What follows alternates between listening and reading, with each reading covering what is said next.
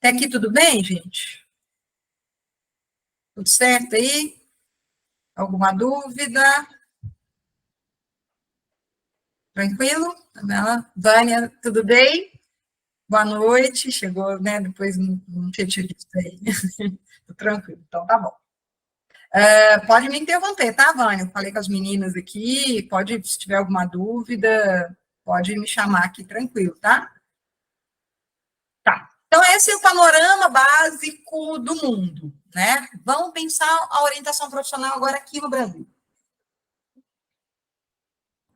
Bom, no Brasil, o marco foi em 1924, quando criou-se um serviço de seleção e orientação profissional para os alunos específicos do Liceu de Artes de Ofícios de São Paulo, que é uma escola super tradicional, né?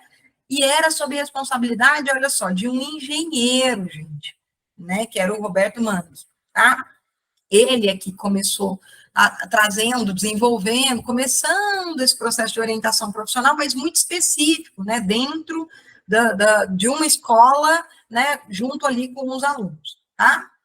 Muito ainda dentro do modelo, olha a data, muito ainda dentro do modelo traço-fator, que a gente estava falando ali, de fazer o raio-x do sujeito e depois, né, ir direcionando o que ele poderia fazer, tá? Aqui, né, só repetindo aqui, né, só reforçando. A orientação profissional brasileira, então, desde o seu nascimento, guardem isso, pautou-se pelo modelo da teoria traço-fator, ou seja, né, o orientador profissional tinha a resposta, ele sabia o caminho, ele tinha instrumentos poderosos nesse sentido, né, que poderiam avaliar o sujeito, e aí davam qual era o perfil e para onde esse sujeito tinha que ir, certo?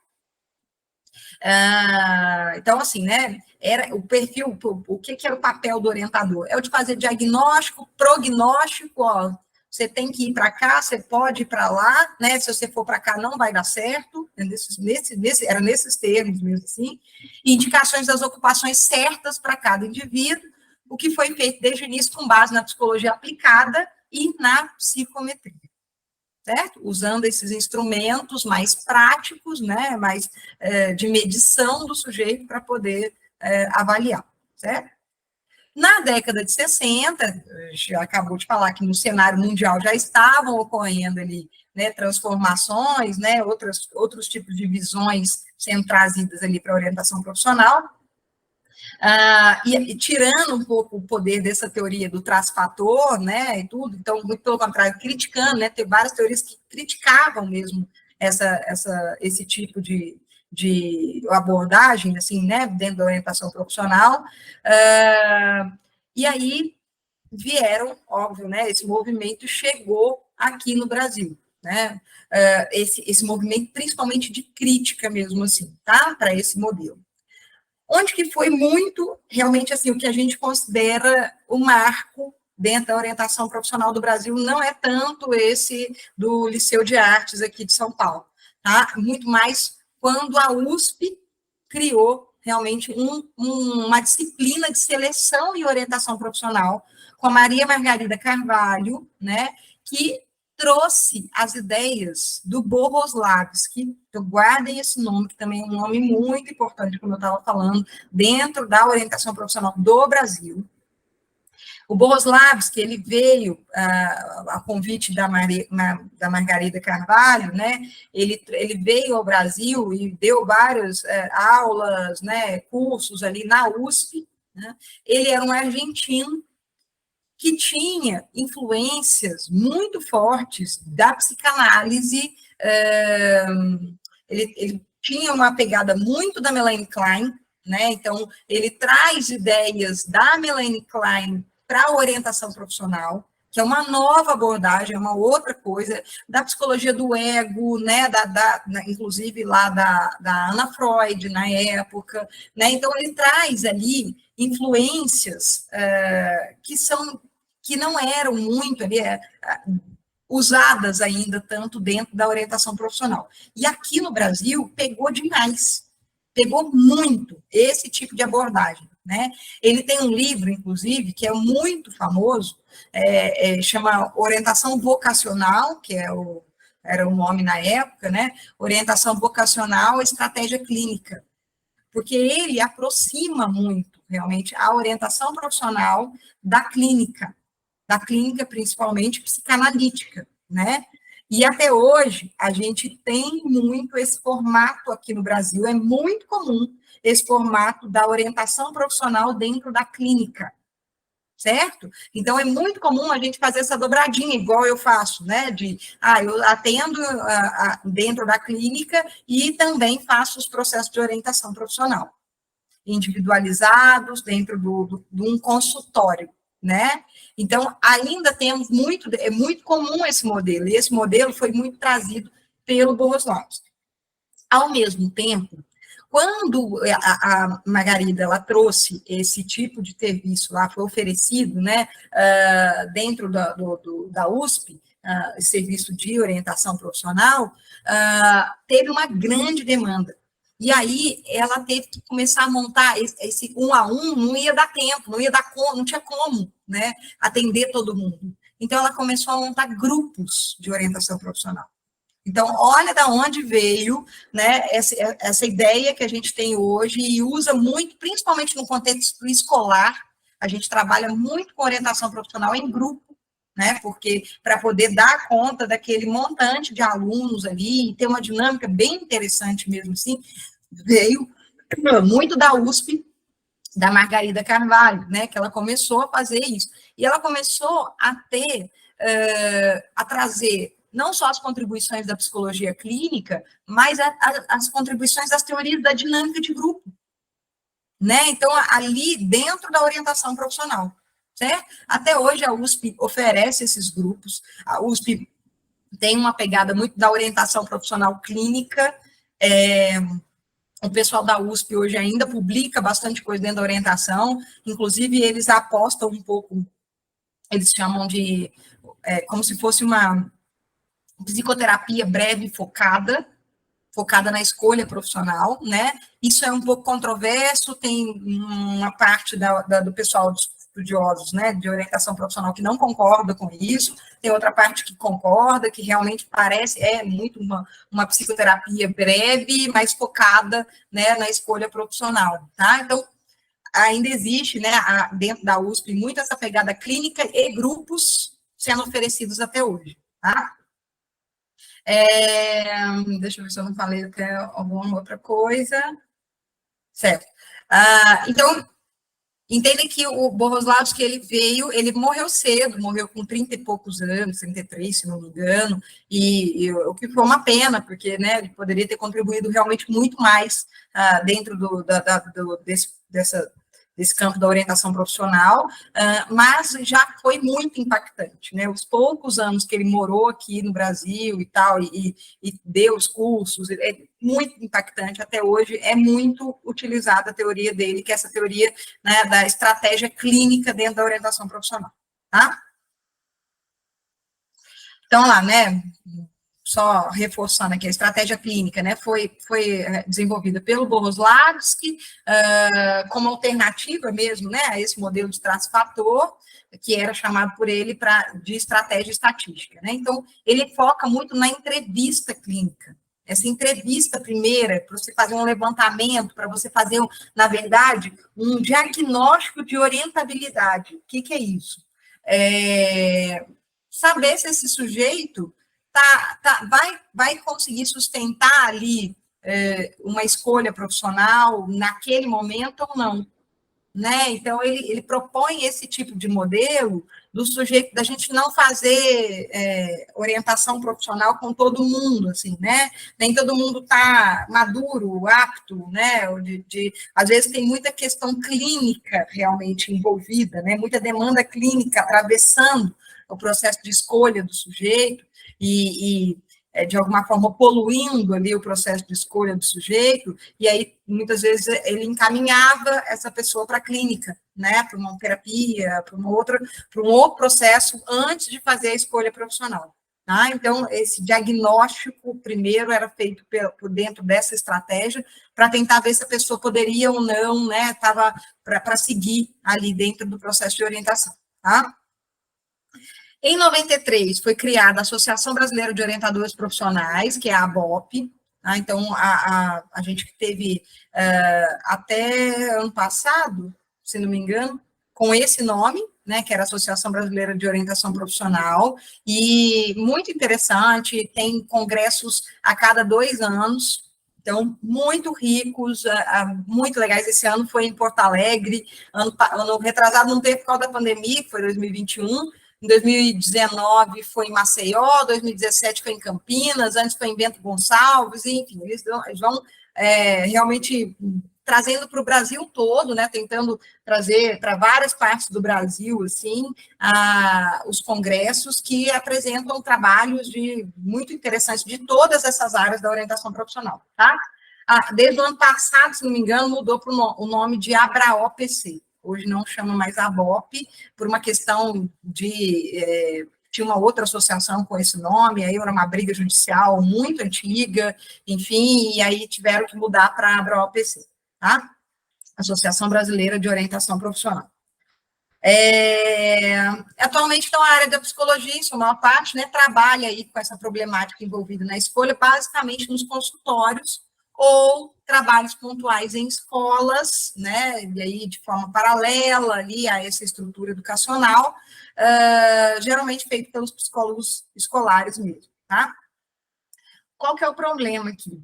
E isso é um ponto também de questões, é um ponto crítico de questões, que questões trazem, né, de concurso, pergunta, né? O que acontece? Qual que é o problema disso aqui?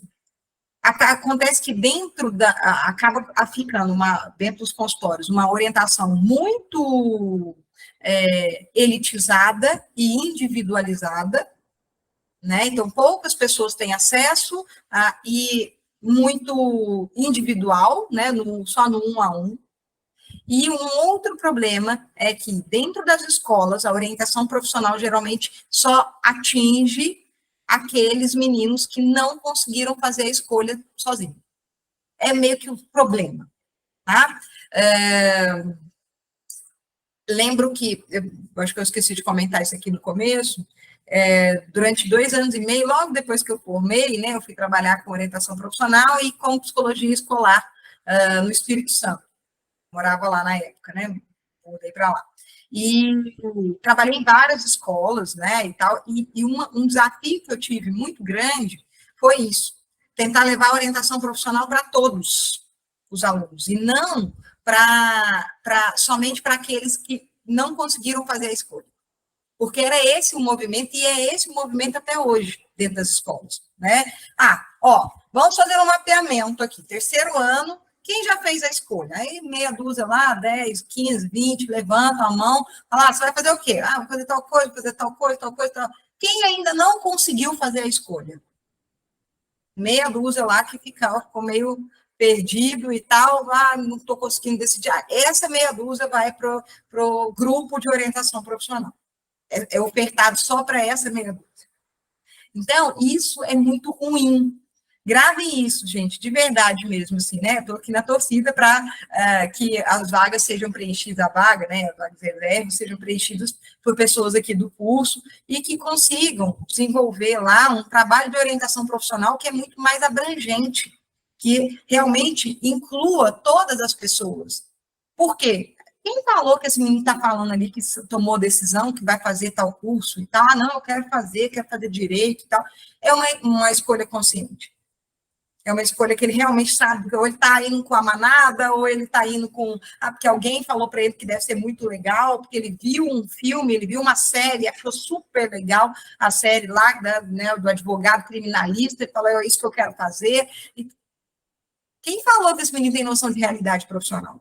Quem falou que esse menino fez uma escolha, né? Então, é nesse sentido que a gente precisa atuar dentro das escolas, né? De tentar incluir todos, e no máximo de tempo antecipado, não deixar para fazer isso só no 3º ano. Certo? Porque, né, no 3º ano eles estão atolados de coisa nem uma loucura, esse de conteúdo e tal, não sei o quê, ainda vão ter que pensar na escolha profissional, se a gente vem sensibilizando, como eu estava falando aqui no começo, desde lá de trás, né, já trazendo temas ali, dentro ainda da estrutura mesmo, curricular, em algumas aulas que dão abertura para isso, filosofia, sociologia, né, tem a questão agora da BNCC que cobra ali as questões de trazer mais aspectos de vida, mesmo assim, né, para os currículos, como que isso aqui pode entrar perfeitamente, encaixa perfeitamente. Então, só para ampliar muito mais, e é um ponto muito crítico isso, né, como é que a orientação profissional ficou reduzida somente aos alunos que não conseguiram fazer a escolha. E não é essa a proposta, não deveria ser essa a proposta, tá? Até aqui tranquilo, gente? Alguma dúvida aí? Por aí? Não? Ah, então vamos lá. Eu vou. Passamos por essa parte do histórico, né? E agora a gente vai entender um pouco mais queria falar sobre quem é que pode oferecer o serviço de orientação profissional. Isso também pode cair como questão. O serviço de orientação profissional, ele é específico do psicólogo? Ele é exclusivo do psicólogo? Não. A maioria das pessoas que atua dentro de orientação profissional ou é pedagogo, né? Então, ou fez pedagogia, ou fez a formação em psicologia, ou é psicólogo, a maioria. Mas não existe uma regulamentação para a orientação profissional que restrinja quem é o profissional que pode atuar nessa área. Existem muitas discussões sobre isso, muito complexo, porque a gente está ali num atendimento, né, às vezes ali num grupo, numa dinâmica, que envolvem fatores que um pedagogo, um psicólogo, por exemplo, teriam mais domínio, provavelmente, ali, né, para poder atuar e entender né, de alguma forma, transformar, né, ou pontuar coisas ali, mas não é muito o que a gente vê, né? Hoje, qualquer profissional com curso superior pode, basicamente, qualquer profissional pode atuar em orientação profissional. O que se pede? Óbvio, né? O mínimo para uma boa atuação em orientação profissional, uma formação teórica, uma formação prática, né? Você ter ali um estágio, coisas nesse sentido, possibilidade de você atuar sob supervisão, né, e tal, e além do desenvolvimento pessoal e ético, né? Então, as pessoas precisam, os orientadores, nos cursos de formação, de orientação profissional, muito trabalhar essa questão principalmente do contato ali com o sujeito, o que pode, aonde pode, né, até onde pode ir, né, o que é ético e o que não é, tá? Mas só para vocês entenderem que não é um campo restrito da psicologia e não nem da pedagogia, pode ser qualquer outro profissional, qualquer outra formação superior, pode atuar depois como orientador profissional. E aí, eu queria chamar a atenção, né, um pouco aqui, sobre quem é esse adolescente do século XXI. Quem que é esse adolescente que está lá na escola hoje, né? Que provavelmente dentro de uma estrutura tradicional, quem vai ser muito olhado para a orientação profissional. É ali o primeiro, segundo, terceiro ano, principalmente o terceiro ano, como eu estava falando, né? Quem que é esse adolescente do século XXI e que tipo de impacto isso tem dentro da orientação profissional. Então, ser adolescente hoje, gente, é muito diferente mesmo, assim, né? A adolescência hoje, ela é muito diferente da adolescência de 20, 30 anos atrás, muito, né? Porque a gente tem aqui modelos multifacetados, mesmo assim, né? De trabalho, essas referências mesmo, assim, laborais, né? Sociolaborais, principalmente, são muito amplas cada vez mais, né? Existe um mundo muito mais dinâmico, que é o que a gente chama lá de mundo VUCA, né? Que é aquele mundo mais volátil, que é um mundo que está muito mais acelerado e que exige do sujeito essa aceleração, esse dinamismo, eu acho que essa flexibilidade, de poder atuar em diferentes áreas, em áreas que sejam, de ter, não só de atuar em diferentes áreas, mas também de adquirir conhecimentos diversos, né? Então, hoje em dia existe uma pressão muito grande sobre o sujeito, de que ele é o único e exclusivo responsável pela carreira dele. Se antes, gente, vamos pensar, na época aí, sei lá, dos nossos pais, né, vamos pôr 20, 30 anos atrás, a gente tinha um modelo muito diferente de trabalho, um modelo muito diferente, uma referência muito diferente, que era o seguinte, era um tempo que a gente chama de cronos, né, que era um tempo mais organizado nesse sentido de ser mais vertical, os movimentos eram verticais, então, tipo, a pessoa entrava numa empresa e ela ficava 20, 30 anos na mesma empresa. E isso era muito bem visto. Isso que dizia muito do sujeito de ser confiável, dele ter uma estabilidade, né? E era a empresa que desenvolvia esse sujeito. Era a empresa que era responsável por pagar cursos, né, de formação, pós-graduação e tal. Era a empresa que dizia para onde esse sujeito ia, né? O que era o plano de carreira dele, era a empresa que dizia qual era o plano de carreira dele. Né? Então, o sujeito ia seguindo. Era muito mais demorado o processo de ascensão, né? Então, ele ficava ali, sabia que ele ia ficar ali naquele cargo muito tempo, e aí, depois de um tempo, ele ia subir para tal coisa, mas era assim, né? E esse era o comum, esse era o modelo, a referência da época. O que acontece com a referência de hoje? Mudou-se completamente, nós fomos para um outro extremo, né?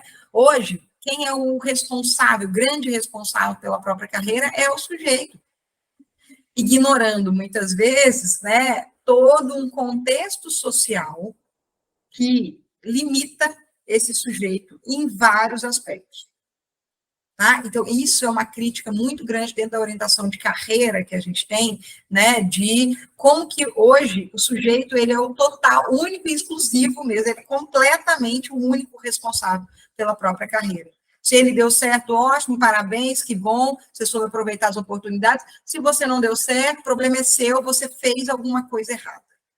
Tem alguma coisa que você fez errada ali. Né? Você não soube aproveitar, ou você não estudou o suficiente, ou você não correu atrás o suficiente, você olha o discurso que vem, né, de responsabilização do sujeito, como se não existisse um contexto social, como se não existisse desigualdade, como se as oportunidades fossem iguais para todo mundo, né, e tal. Mas é isso, o sujeito é o único responsável.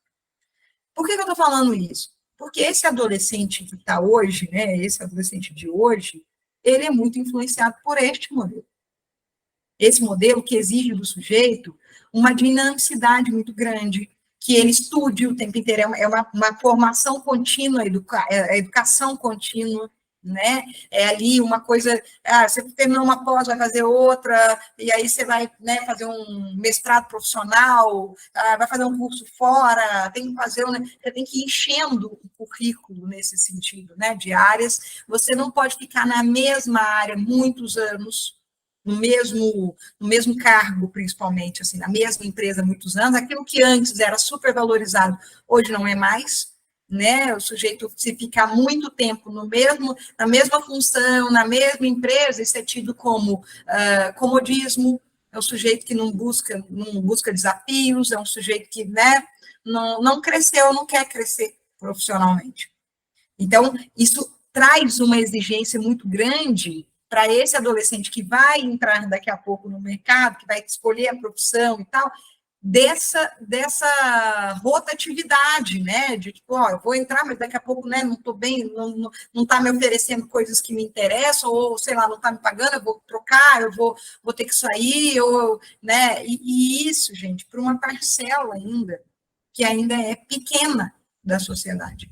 Né? A gente esquece que existe uma outra parcela que esbarra em várias questões socioeconômicas, né? E que não vão ter realmente muitas oportunidades nesse sentido e que vão ter uma limitação enorme mesmo assim dentro desse mundo extremamente dinâmico, tá?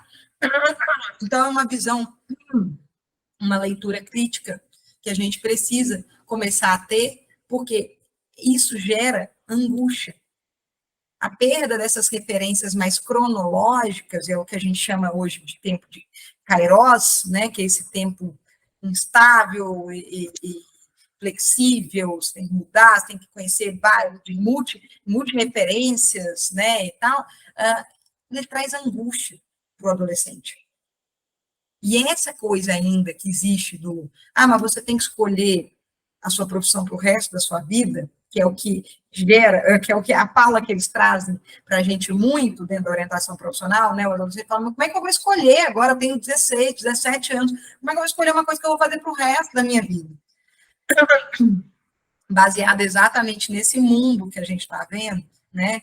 Fazer uma coisa para o resto da vida é uma coisa muito difícil, gente. Provavelmente não vai ser o que vai fazer para o resto da vida. Provavelmente não, com certeza não vai ser. Né? Então, a gente vai traçando e trazer essa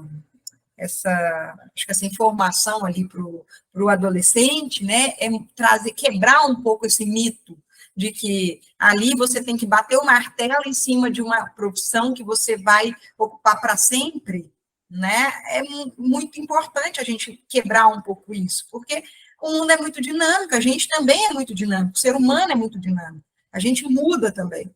Né? Então, a gente vai fazendo, às vezes, ajustes aqui, ali, né? Eu tenho certeza, se a gente olhar para a nossa própria carreira, né? Se a gente pensasse lá na adolescência, quando a gente fez a escolha por psicologia, será que a gente está exatamente onde a gente imaginou que ia estar, né? Será que é a mesma psicologia que a gente faz? Tanto que a gente vai fazendo de ajuste, aconteceu coisa que, nossa, apareceu essa oportunidade aqui para mim, nossa, aconteceu um problema, tive uma questão, sei lá, familiar, de saúde, e aí eu tive que mudar, tive que buscar um outro, enfim, coisas que a gente vai fazendo ao longo da nossa vida. Então, tomar como um peso, né, essa coisa do, realmente, agora você vai ter que escolher que você vai fazer para sempre, né, até a sua aposentadoria, pelo menos, é muito complicada, ainda mais para o adolescente de hoje em dia, tá? Que está dentro deste universo que a gente está falando aqui, certo? Então, óbvio, né?